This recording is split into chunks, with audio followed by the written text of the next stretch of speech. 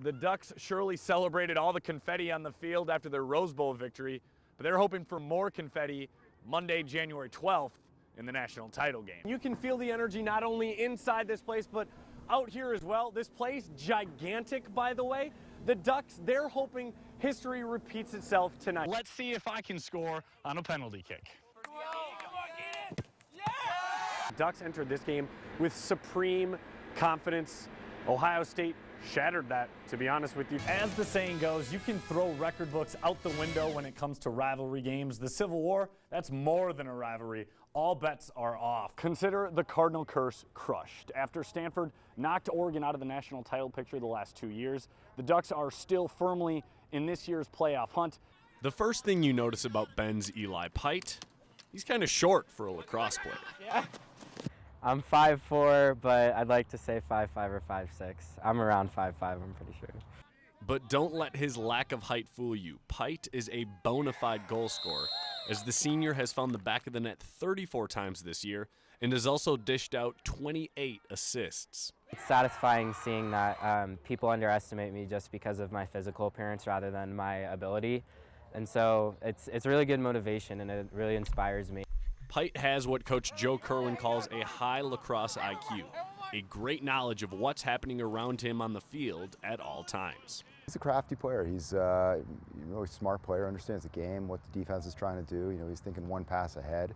And that goes a long way. So he's always put himself in the right spot. He gets defenders to come up high on him, and he just ducks under them and gets around them just to get a greater angle when he shoots. It was Eli's performance last week that absolutely turned heads. A school record 8-goal, 7-assist performance in their win over Sisters, as he had a hand in 15 of their 19 goals. I didn't even realize it until I saw the stat sheet after the game.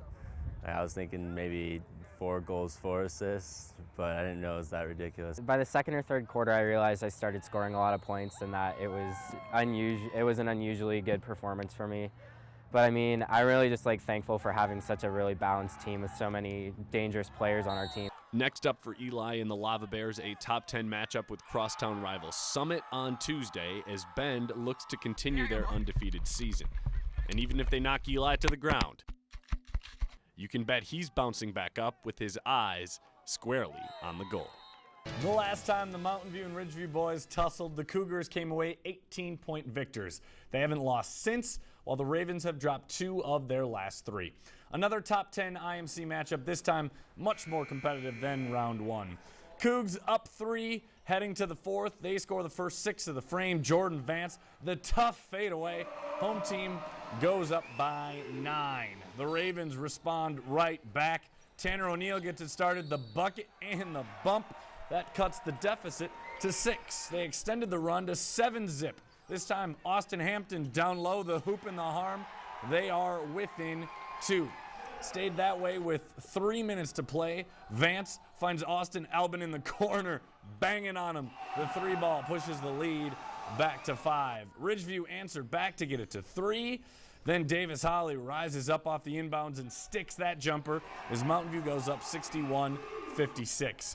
Cougs get a fortuitous bounce here. It goes right to Albin in the corner again. Got to get that money, money, money. The lead swells to 8. Ravens made 3 threes late to make it interesting, but Mountain View holds on for the 72-71 victory. The Bend boys looking for their 3rd straight win as they host 2nd-ranked Summit.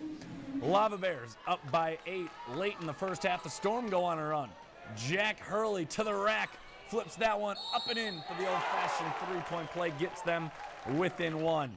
Max Michalski caps off the 10-0 run. He gets the other 3-point play, the triple from the top of the key. This one all knotted at 30 at recess. Second half, home team coming out strong off the miss. Jacob Parsons, the offensive board and the putback. They go up by 2. As the kids like to say, J.J. Spittler has in the gym range, showing it off here from NBA range and then some. The Lava Bears pick up the big victory, 56-48. That sets up an intriguing Civil War matchup against Mountain View this Friday. The Summit girls looking to win round 2 against Bend and get back in the IMC race. They were firing on all cylinders in the first quarter. Sarah Reeves gets the loose ball and goes glass. That gives the Storm a 10-7 lead. After a 3-ball pushed it to 6, The Lava Bears come right back down the floor. Allison Parker splashes on that triple, makes it 13-11 Summit. The threes falling early and often in this one. Kaylee Gordon from the wing. Yahtzee, the lead blooms to 7. Then off the miss, Sarah Heinley in transition, going right to the rim. The bucket and the foul. Storm bounced back from Friday's loss. They win it 58-35. As the urban philosopher Eminem once lyricized, guess who's back? Back again. Shady's back, tell a friend. Replace Shady with Robin Lopez, and that's what the Trailblazers were feeling tonight. Rolo had missed the past 23 games with a broken hand, back at it against the Jazz. Didn't look like he missed any time. 5 of 9 from the field, 11 points, 6 boards for Sideshow Bob. Rip City up by 7 here. The lead down to 3 early in the fourth quarter. Wesley Matthews starting to get on track. That's help from a friendly rim. Takes the home bounce it in. 21 for Wes. All tied up at 78 now. Trey Burke uses the pick, rise, fire, and hits the free throw line jumper. Jazz have a 2-point lead, but Damian Lillard says not so fast. He puts Rudy Gobert on a poster, climbing the tower. Dame with no regard for human life, and he puts this one out of reach. We're going to give you the lane. Why not take it? The lefty lay-in, team by 25 for him. Blazers get off the schneid with the 103-102 victory. Last year, Joel Scotty played in all 13 games as a true freshman for Oregon State, mainly on special teams, as he recorded 7 tackles and forced 1 fumble. That playing time early on has definitely helped him prepare for this season as he looks to replace Fedi Unga at starting middle linebacker. I feel a lot more comfortable with my reads and my speed, and I put on some weight in the offseason, some good weight, so I feel good out there. The biggest difference between high school and college football players say is the speed of the game, and that's where Joel knows having a year under his belt helps him the most. When I was first out here, everything's happening so fast. You got to read, you got to remember what to do on each play, and now it's finally starting to slow down. I can see things better. Josh Williams was poised to be Joel's main competition for that starting spot, but he was kicked off the team for a violation of team rules before the start of fall camp. But that hasn't changed Joel's mindset as he works to win the starting job. There's never a time to relax, especially out here in this level. We're always competing. We're always trying to keep our job, so nothing's changed.